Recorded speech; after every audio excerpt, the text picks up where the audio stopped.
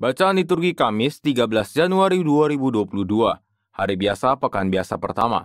Peringatan fakultatif Santo Hilarius, Uskup dan Pujangga Gereja. Bacaan dari kitab pertama Samuel. Sekali peristiwa, orang Israel maju berperang melawan orang Filistin. Orang Israel berkemah dekat Ebenezer, sedang orang Filistin berkemah di Afek. Orang Filistin mengatur barisannya berhadapan dengan orang Israel.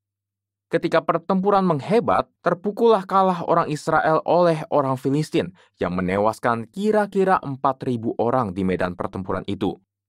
Ketika tentara itu kembali ke perkemahan, berkatalah para tua-tua Israel, "Mengapa Tuhan membuat kita terpukul kalah oleh orang Filistin pada hari ini? Marilah kita mengambil tabut perjanjian Tuhan dari Silo, supaya ia datang ke tengah-tengah kita dan melepaskan kita dari tangan musuh kita." Kemudian bangsa itu menyuruh orang ke Silo.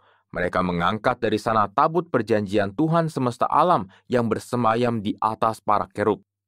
Kedua anak Eli, Hofni dan Pinehas ada di sana dekat tabut perjanjian Allah itu.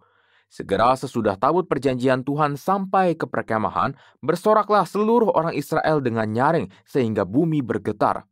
Mendengar bunyi sorak itu, orang Filistin berkata, "Apakah arti sorak yang nyaring di perkemahan orang Ibrani itu?" Ketika mereka tahu bahwa tabut Tuhan telah sampai ke perkemahan itu, ketakutanlah orang Filistin. Kata mereka, "Allah mereka telah datang ke perkemahan itu. Celakalah kita, sebab hal seperti itu belum pernah terjadi. Celakalah kita. Siapakah yang menolong kita dari tangan Allah yang maha dahsyat ini? Allah ini jugalah yang telah menghajar orang Mesir dengan berbagai tulah di padang gurun.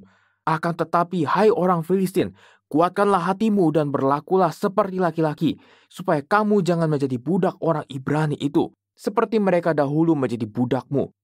Berlakulah seperti laki-laki dan berperanglah." Lalu berperanglah orang Filistin sehingga orang Israel terpukul kalah. Mereka melarikan diri masing-masing ke kemahnya. Amatlah besar kekalahan itu, dari pihak Israel gugur 30.000 orang pasukan infanteri. Lagi pula tabut Allah dirampas dan kedua anak Eli, Hofni dan Pinehas tewas. Demikianlah sabda Tuhan, syukur kepada Allah. Bebaskanlah kami ya Tuhan demi kasih setiamu. Bebaskanlah kami ya Tuhan demi kasih setiamu. Ya Allah, Engkau kini membuang kami dan membiarkan kami kena umpat. Engkau tidak maju bersama dengan bala tentara kami.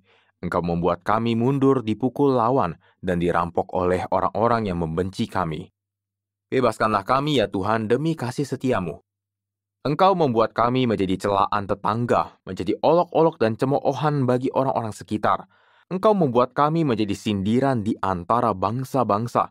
Suku-suku bangsa merasa geli melihat kami. Bebaskanlah kami ya Tuhan demi kasih setiamu.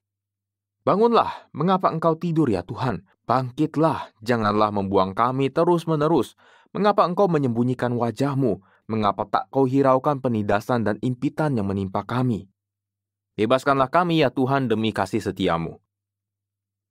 Alleluia, alleluia, alleluia, alleluia.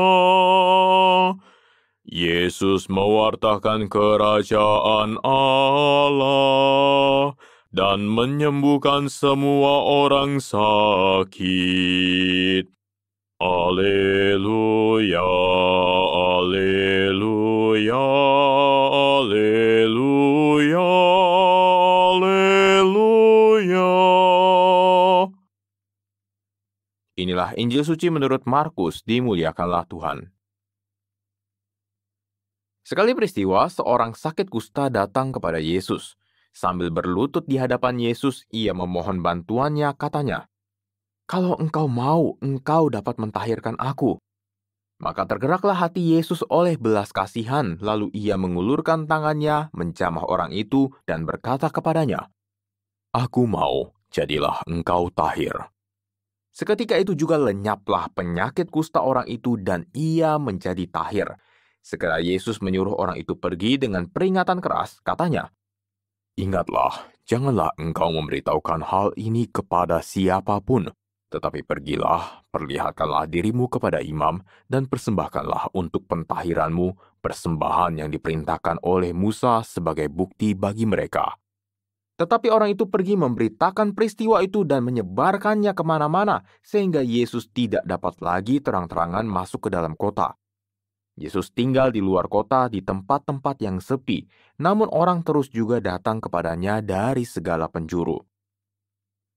Demikianlah sabda Tuhan, terpujilah Kristus.